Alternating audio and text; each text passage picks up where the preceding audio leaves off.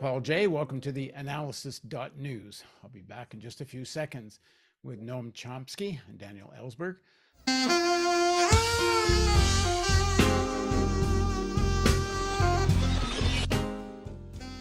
Noam Chomsky and Daniel Ellsberg are great inspirations for me, and I know for millions around the world. Both in their 90s, they spend countless hours studying newspapers and books and writing and answering emails, all so they can continue to better understand and change the world. There's no giving up in their DNA.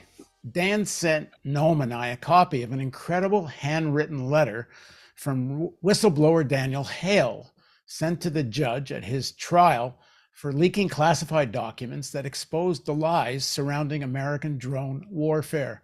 Hale was sentenced to almost 4 years in prison.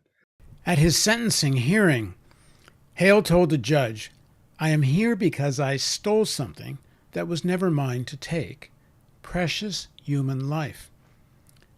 I couldn't keep living in a world in which people pretend that things weren't happening that were. Please, Your Honor, forgive me for taking papers instead of human lives." Two Daniels, one leaked the Pentagon Papers, and Daniel Hale, both exposed the lies of the American war machine. So Dan, tell us about this letter from Hale, a little bit about the Hale case.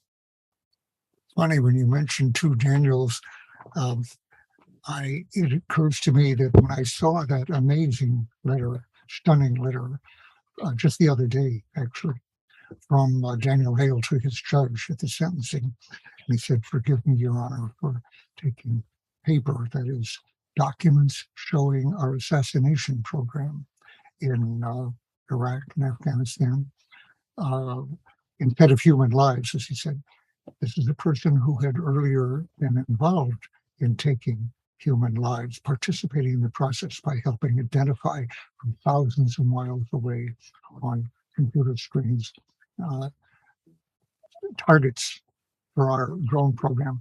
And he revealed documents that were classified and for which he's in prison now for revealing, showing that this supposedly very accurate weapon of war without collateral damage, very precise Hellfire missiles from our drones, was actually killing more than 17 untargeted people, non-combatants, for every targeted combatant that was identified. In other words, they went to other homes, there were people with them. They were murdering a lot of non-combatants, including the ones they were targeting to a considerable extent, who were identified by very vague, broad notions. In fact, at one point, every male between 15 and 45 was regarded as an enemy combatant in that area, body for the purpose of the body count. Well, having participated in that and spent sleepless nights over having actually observed these people, in effect from close up on the screen, in a way that pilots at high altitude or zipping by at low altitude never have the chance to see their victims. Here you were seeing them in their everyday activities and then eventually marking them for death and actually seeing that death.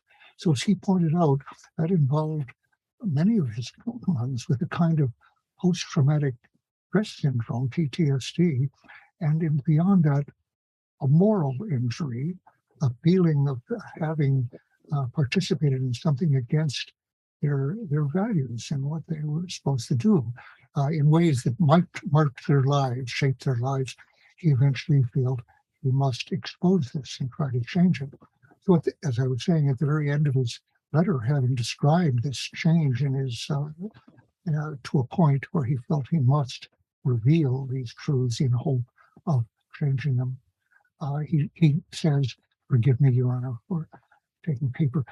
He was quoting, probably consciously, another Daniel, Father Daniel Berrigan, who said at Catonsville in the court, or I think at the time when they were burning draft board with homemade napalm and gasoline that they put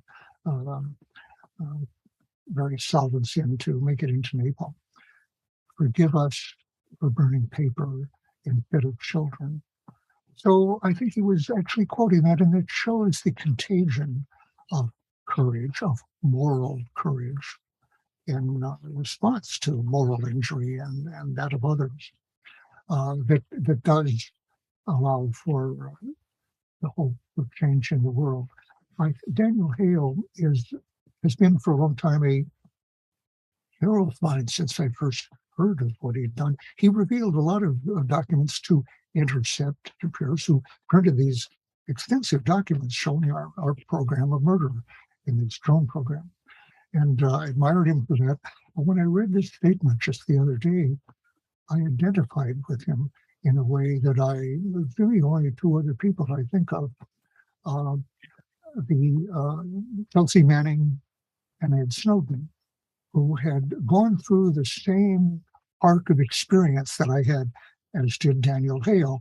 The difference, say, from a Julian Assange, who was an enabler, a facilitator of whistleblowing as a publisher, different background. Or my friend and hero, Noam Chomsky, they had not been on the inside of this process, and they had gone through the same arc of change that I did with these two others. So I've long said that I identified more with Chelsea Manning and with Ed Snowden than with any other two people that I knew of on Earth. And I now add to that, having read this amazing letter, which I urge everyone to read, inspiring, with Daniel Hale as well. I identify with him in symbol and in it seems funny to identify with a hero of mine, but it means I identify with the best part of myself and him. We share that, I think. And we went through the same experience. You know, last thing I was looking for here earlier, a quote I found this the other day, known from our friend Howard Zinn, close friend. And, you know, Noam often expresses a kind of optimism that I find hard to express, let's say, to people. Noam does. And Daniel exemplified something that Howard was describing here in a way that now I can share with Noam, this kind of hope. The question is, how do you find hope in terms of what we've been discussing here, climate, nuclear, changing, going back to the old way of thinking, as Gorbachev was describing it, of armed adversaries in the world, trying to achieve their own security at the expense of others, ultimately their own. I knew that Zinn had often described hope, but here's a full quote, which I hadn't seen before.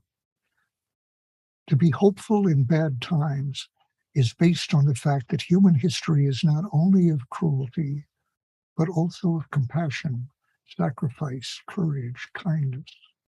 If we see only the worst, it destroys our capacity to do something. If we remember those times and places where people have behaved magnificently, that gives us the energy to act. And if we do act, in however small a way, we don't have to wait for some grand utopian future. The future is an infinite succession of presents. And to live now as we think human beings should live, in defiance of all that is bad around us, is itself a marvelous victory. Well, it's young to realize that there exist young Americans like Daniel Hale,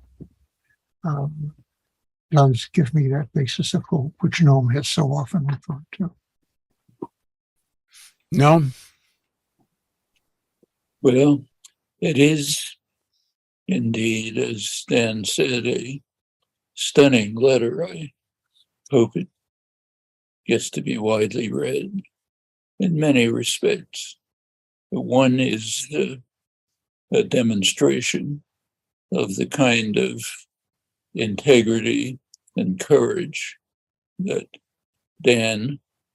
a different Dan Ellsberg revealed when he opened the way to exposing the lies and crimes of the state at very grave personal cost, that opened the way for others to do the same.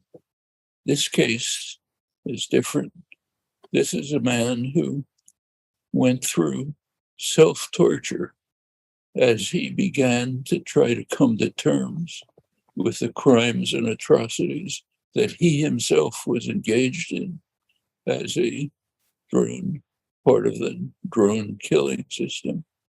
And with eloquence and insight, he reveals this course that he went through and also exposes the ultimate horrors of this mass assassination campaign.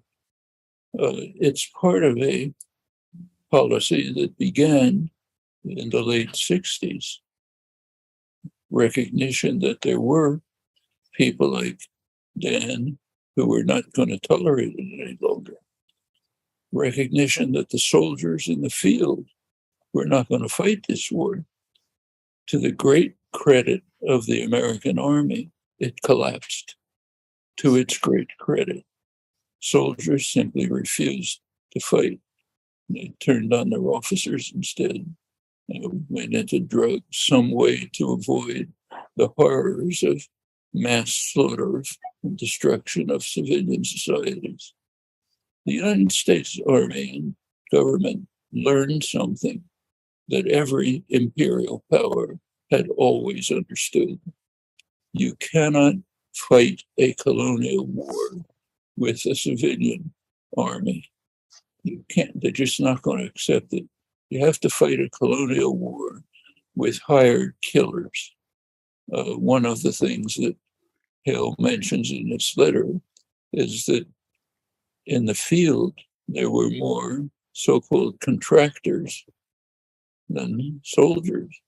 That means mercenaries, people like the French Foreign Legion or the British Gurkhas. They understood, the British and the French, our predecessors and immediate predecessors in imperial violence, that you cannot fight a colonial war against a civilian society with young people that you just take off the streets and expect them to do it. The best of them, like Hale, go through the internal torment that he went through to end what he was doing and to expose it to the world. Others, like the soldiers in the field, I said, just refused to fight. So now the US way of war is finally to emulate the imperial predecessors. In the field, hired killers, mercenaries, French Foreign Legion, South African killers, anybody you can round up. And then using modern technology to distance the public from the atrocities they're carrying out. Drone warfare is a way of insulating the public from our mass atrocities. Just imagine what it would be like if we were, suppose that, say, Iran had the capacity to murder people who it considered to be a threat to them. That's what the drone warfare is. Somebody in Washington says, I think this person is a potential threat. Let's blow him away and anybody else who happens to be around him. Well, suppose Iran took that, adopted, and was able to carry out that policy. Plenty of people they could assassinate, like practically the whole American political class. Media, journalists, editors, Congress, all of whom pose a severe threat to Iran. Don't hide it. They talk all the time about how all options are open. Israel wants to assassinate nuclear scientists, about a dozen of them. Fine, we think that's a great achievement. Suppose Iran started to do that to us. Suppose we were living in communities where you don't know if 1 minute from now, a couple of guys across the street are going to get blown away by a drone you can't hear. You're living with that constantly. Well, that's the US way of war. Imagine ourselves as the victims of it. instead of the perpetrators. All of this is part of saying the war is somewhere else. We don't have to worry about it. Well, Daniel Hale was one of those who said, yes, we do have to worry about it. He went through personal torment, exposed it to the American population, suffered the punishment that honest people of integrity often do, sitting in a federal prison. He puts it with extreme eloquence and insight, and it should be read. And we're going to post that letter on the website. So if you come to this story, which headline will be about Daniel Hale, go down to where you see the transcript section, and we'll have the whole letter of Hale to the judge. Dan, some final thoughts about this? Well, there's so many things that Noam raises. Let me mention, although I was tempted just now, if you hadn't asked me, to just end with Noam's eloquent statement, but I will say this: we have a phenomenon in the last few months, 6 months, that I don't know the precedent except in the American precedents that Noam refers to, of the movement inside the Army to veterans against the war, Vietnam veterans against the war, Russian soldiers sent into Ukraine, finding that these people speak Russian or Ukrainian and do not welcome them with sweets and flowers, as we foolishly expected in Iraq, and as apparently the intelligence services in Moscow foolishly predicted to Putin that they would be welcomed in Ukraine. The soldiers were not even told they were going to Ukraine in the first place, and then were told these foolish tales that they would be welcomed as liberators. And it's not true. So many of them have been surrendering or coming out and saying, this is wrong. I can't do this. But that happened with Nazi soldiers in World War II. I didn't hear of it. And this is something where the Americans led the way, with 5,000 young Americans like Randy Keeler and Bob Eaton and David Harris and others went to prison to protest a war that was wrong. Many in the Army actually were also refusing at that point. And that's happened in the latest wars too, in Iraq, and people like Hale and others, refused what they were doing. So we have this strain in America that I said is a basis for hope about humanity. And on the other side, it is so tempting to our leaders to send these forces abroad. It's not a hypothetical. I think it's almost inevitable that what no one talks about, that's being imitated by other powers, some friendly to us and not. I think it'll be used even on our border, frankly, and by people who like Trump and others. DeSantis right now talk about closing the border to Mexican or other Guatemalan, other immigrants. There already are drones for surveillance in that period, better than a wall. And will those not be armed eventually? I think that's highly likely that we'll see this war, these assassinations brought home to our own borders, our own country, and even inside the borders in the city. So again, its old way of thinking armed with a new technology, it's extremely tempting, which tempted Barack Obama to become what he called himself later, surprisingly good at killing, and who assassinated an American citizen, Anwar al-Awlaki, with a drone in Iraq because he didn't like what Awlaki was saying, which was calling for jihad indeed, but in terms that probably would have been upheld under the First Amendment in this country. But he wanted him silenced, so he assassinated him with a drone on a target by order. And then, for reasons that have never become clear, assassinated his 16-year-old son, again, an American citizen born in this country, killed without any due process, filed for jury investigation weeks later, looking for his father, actually.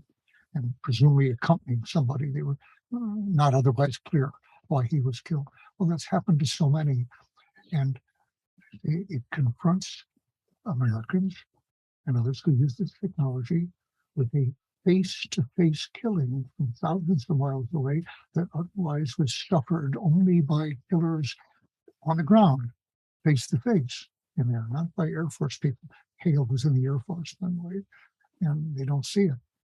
Seeing that is realized this is wrong. What I'm doing, what these other people are doing, are wrong, and I must tell the truth, which our leaders are determined to conceal from our people. And that's why he's in prison. That's why John Kiriakou went to prison. The one person in the CIA who went to prison in connection with the torture program by CIA, clearly a criminal and illegal in every respect. And John Kiriakou exposed, rather inadvertently actually, the name of a torturer. So he had to go to prison and so forth. That's a tradition which needs changing. Thanks, Noam. Thanks, Daniel. And thank you for joining us on the analysis.news.